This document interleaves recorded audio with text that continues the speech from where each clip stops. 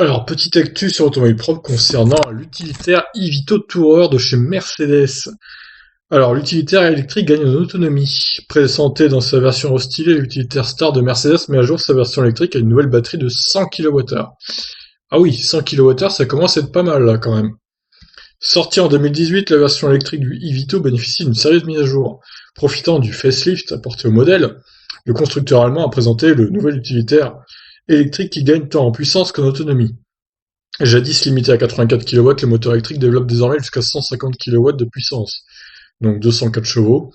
Le gain sur la batterie est également impressionnant avec un pack qui grimpe à 100 kWh, 90 kWh utiles donc, soit presque 3 fois de plus par rapport aux 41,4 kWh de la génération précédente, 35 kWh utiles. Impressionnant. Annoncé à 421 km, l'autonomie devrait assurer au modèle davantage de polyvalence, d'autant que ses capacités de recharge ont également été améliorées en conséquence. Alors que l'ancien modèle se limitait à de la simple charge AC, le nouveau associe un chargeur embarqué de 11 kW à un connecteur combo autorisant jusqu'à 100 kW. Celui-ci assure une recharge de 10 à 80% en 45 minutes.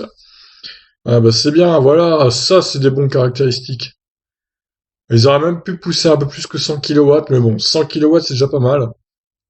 La batterie fait 90 kWh utile du coup. Ouais, c'est vraiment belle mise à jour là. Ils ont pas chié dans la colle sur l'utilitaire pour une fois. Hormis les quelques marquages spécifiques et l'intégration de la trappe de charge sur le capot avant, cette version électrique du nouveau eVito adopte une esthétique similaire à celle de ses frères thermiques. Idem quant à ses capacités de chargement. Logée sous le plancher, la batterie ne vient pas impacter le volume de chargement.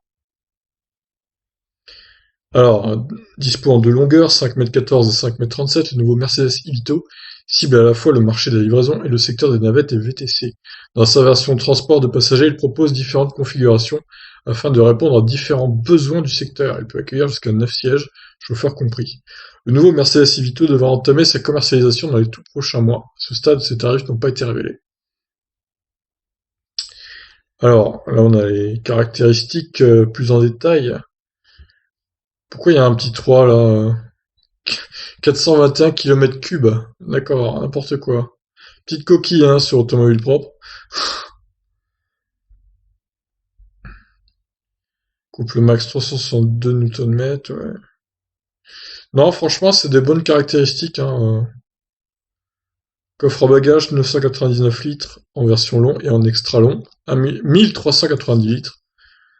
Donc c'est vraiment pas mal. Alors Automobile Pro qui met des avis de l'auteur maintenant. Si le gain d'autonomie va permettre au constructeur de dresser un plus large, encore faut-il savoir à quel prix cette version électrique sera commercialisée. Pour un professionnel, le TCO reste le nerf de la guerre. Le surcoût d'une telle version pourra-t-elle être amorti dans la durée? Rien n'est moins sûr. Alors que la version thermique de base sort aux alentours de 23 100 euros hors taxe, on imagine très mal cette déclinaison électrique sortir à moins de 60 000 euros hors taxe et on est optimiste. Difficile pour un pro d'amortir 40 000 euros sur les seules économies en carburant réalisées. Se pose également la question du choix technique du constructeur. 90 kWh c'est bien, mais sans doute un peu trop pour certains. N'aurait-il pas fallu conserver une version 45 kWh pour avoir un entre-deux un peu plus abordable? Bah, ouais, il aurait peut-être fallu avoir un juste milieu, c'est ça en fait.